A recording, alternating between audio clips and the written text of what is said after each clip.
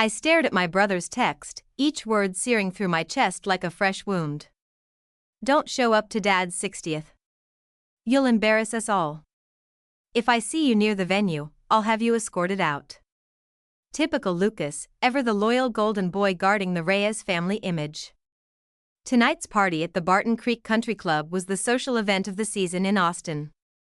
Tech investors, city officials, and industry bigwigs, all gathering to honor Daniel Reyes, the man behind Reyes Dynamics.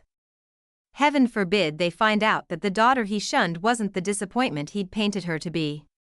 Another ping, this time from my stepmother, Claire. Lucas is right. Tonight's crucial for your father's partnerships. Please don't create any drama. Drama?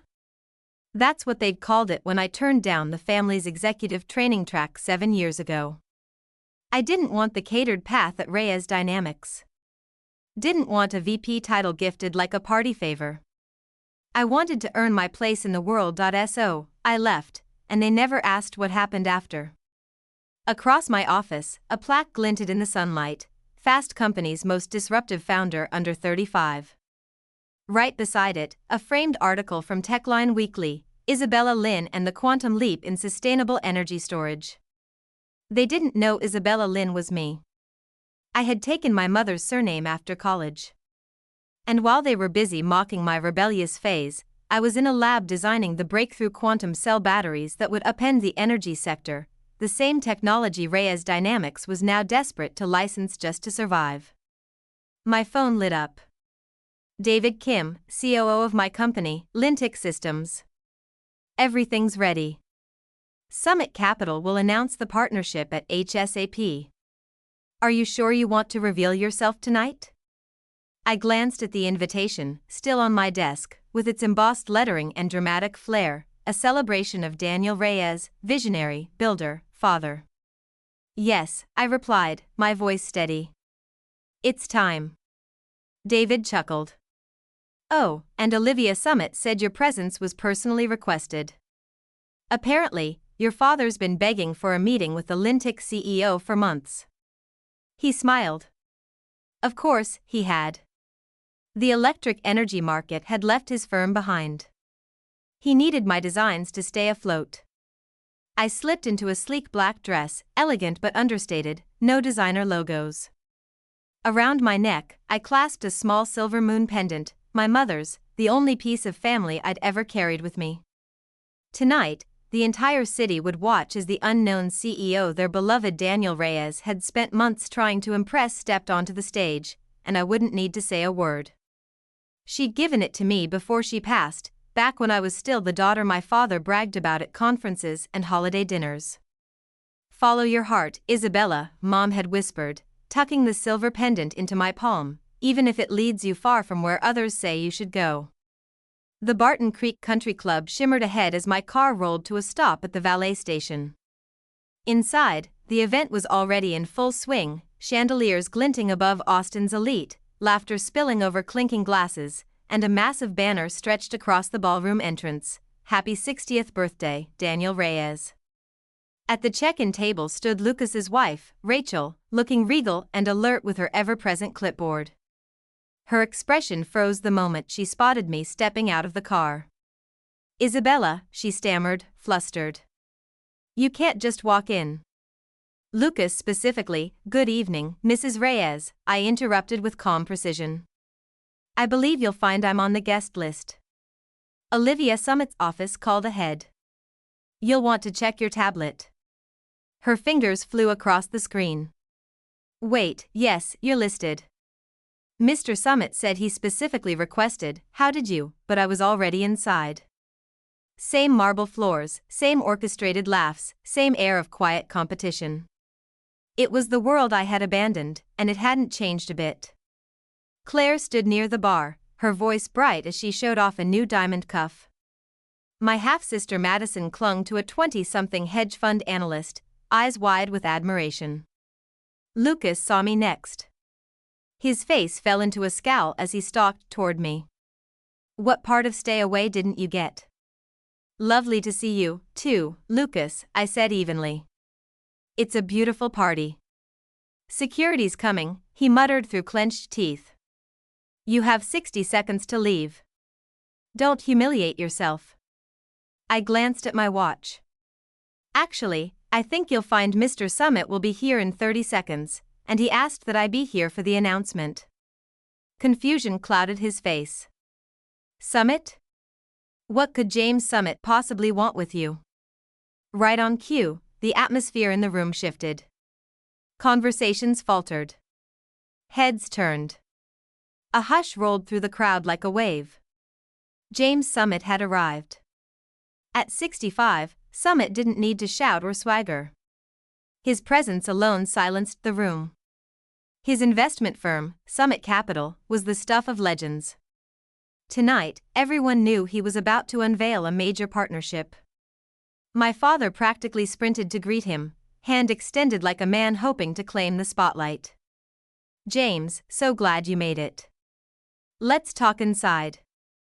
But Summit's eyes were scanning the room, and then they stopped on me.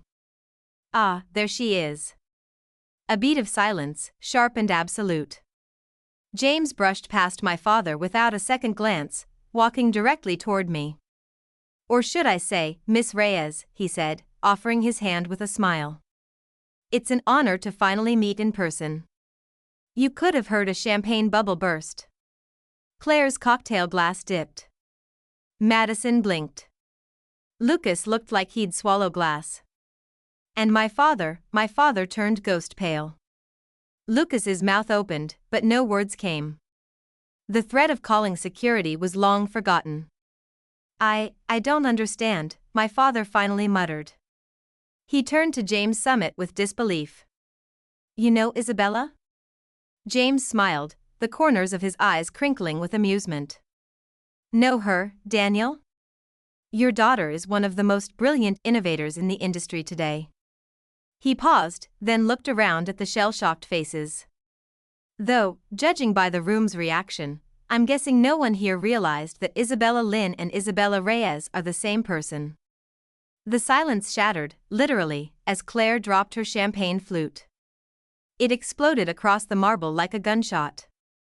Still, no one moved. That's not possible, Lucas said, stepping forward, his voice cracking. She's been off the radar since she left the company. She hasn't done anything. I've been building Lintic systems, I said coolly, stepping toward them. That nothing is now valued at $4.2 billion. My father's hand trembled slightly as he gripped the back of a chair for balance.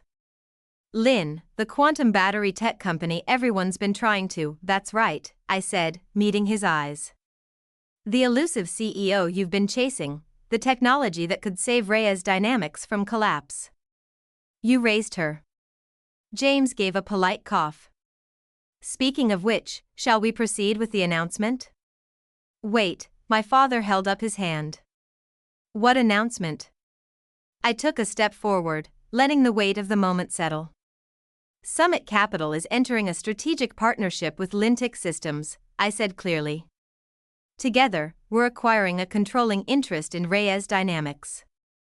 The ballroom burst into hushed chaos, gasps, whispers, disbelieving stares. Lucas's face went red.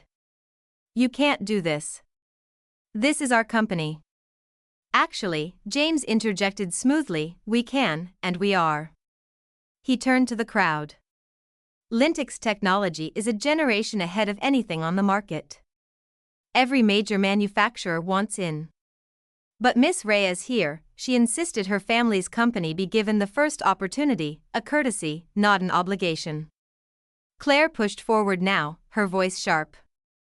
Daniel, you can't let her take over. She'll ruin everything we've built. I laughed softly. Everything you built? I echoed. You mean the company hemorrhaging market share, clinging to gas-powered systems while the world pivots to electric? The company that's 3/4 away from bankruptcy? My father's stoic expression cracked. Years of silence between us flickered in his eyes. Isabella, please, we can talk about this. I stepped closer, my voice low but firm. Now you want to talk? I asked. 7 years ago, I told you the future was electric. You told me to stop playing engineer and focus on real business. When I brought you my early prototypes, Lucas called them cute sketches. And when I left to start Lintic, Claire said I was walking away from my responsibilities. I stood tall. Well, I haven't walked away. I've built something that matters, and I'm here to save the company that never thought I was worth listening to. James Summit stood quietly, watching as the Reyes family unraveled in real time.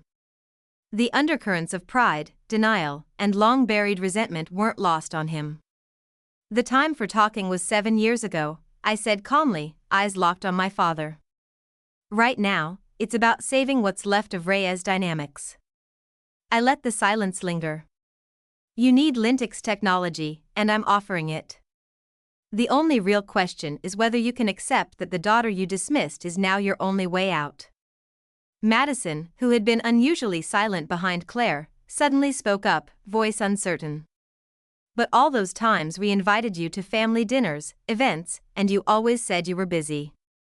I was busy, I replied. Building a company takes time, sacrifice. But no one ever asked what I was building. You were all too sure I was failing to even consider that I might be succeeding. James pulled out a crisp folder and placed it gently on the table beside him. The documents are prepared, Daniel, he said.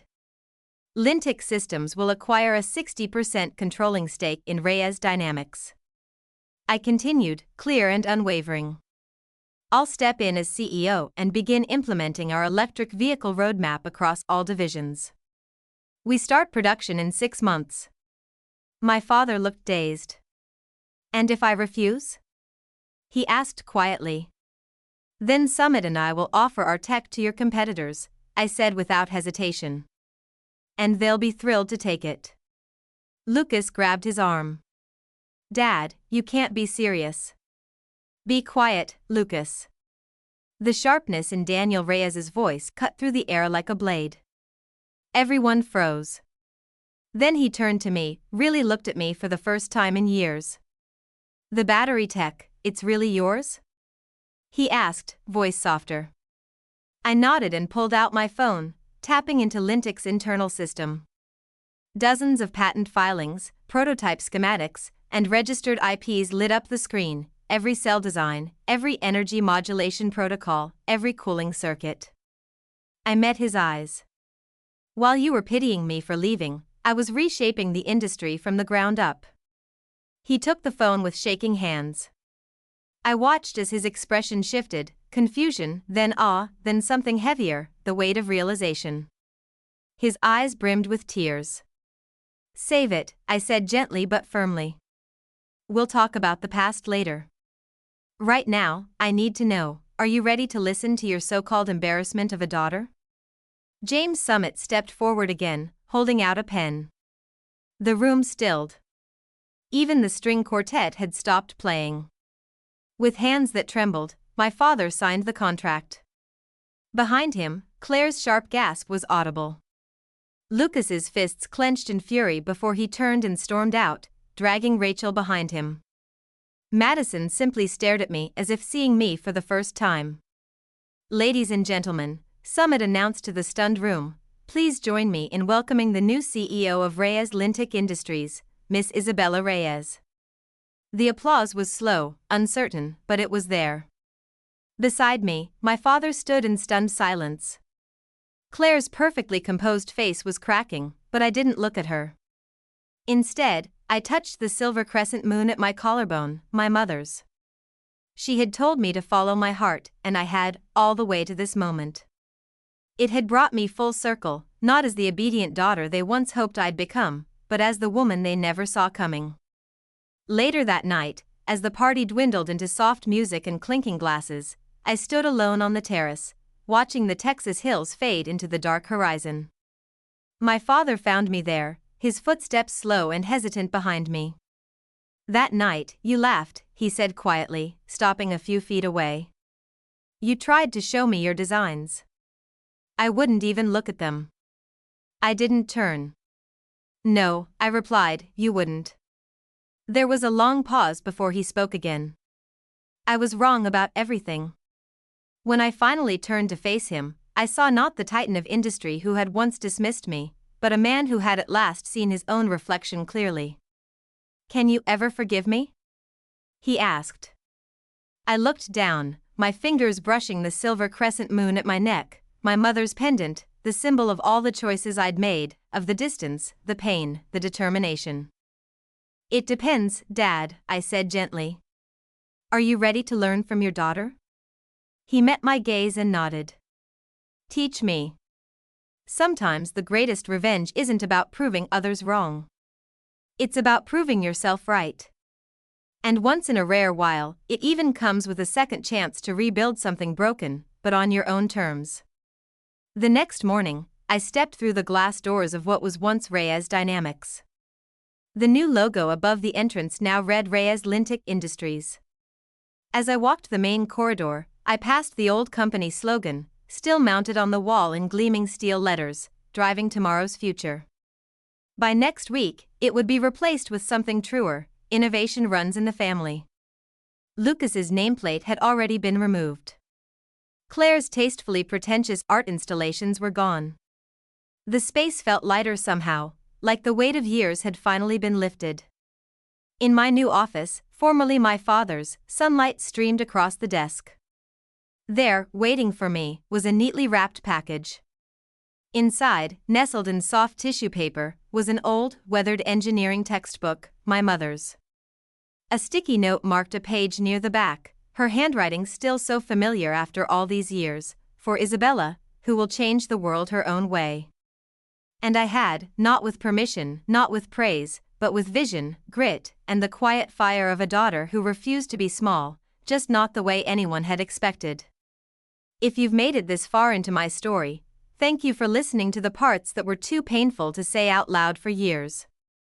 I was called a disappointment, ignored in boardrooms, and laughed out of family dinners. But I didn't let that define me.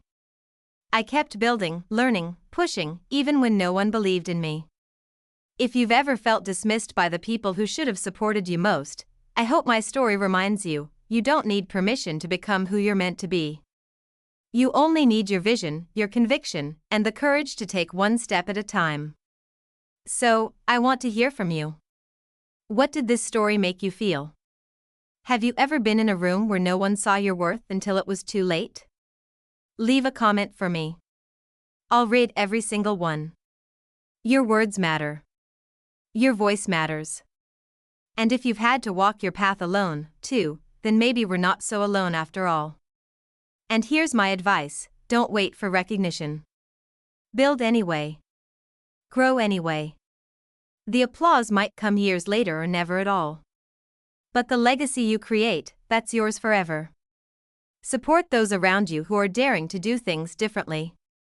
And if you see someone like me in your life, quietly working, overlooked, take a second look. They just might be building something world-changing, because sometimes the person the world underestimates most is the one rewriting the rules. And to anyone who's still doubting themselves, keep going. You are not too late. You are not too much. And you are absolutely not invisible. You're just getting started. Isabella Reyes.